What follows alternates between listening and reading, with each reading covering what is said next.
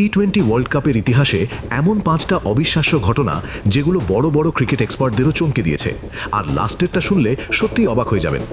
নম্বর 1, আজ পর্যন্ত 9টা টি-20 world cup হয়ে গেছে, কিন্তু অবাক করার বিষয় হলো একবারও কোনো হোস্ট দেশ এই ট্রফি জিততে পারেনি। হোম অ্যাডভান্টেজ আসলে একটা মিথ।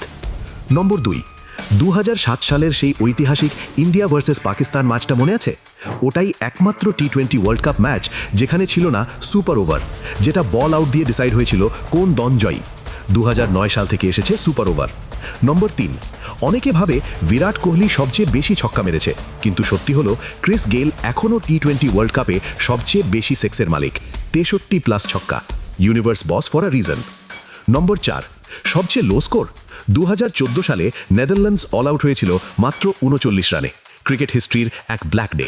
নম্বর 5, 2007 থেকে 2024 এই পুরো সময় জুড়ে প্রতিটা টি-20 ওয়ার্ল্ড কাপে খেলেছেন মাত্র 2 জন প্লেয়ার, রোহিত শর্মা আর সাকিব আল হাসান। তোমার ফেভারিট টি-20 ওয়ার্ল্ড কাপ মোমেন্ট কোনটা? কমেন্টে জানাও। ভিডিও ভালো লাগলে লাইক আর সাবস্ক্রাইব করতে ভুলবে না।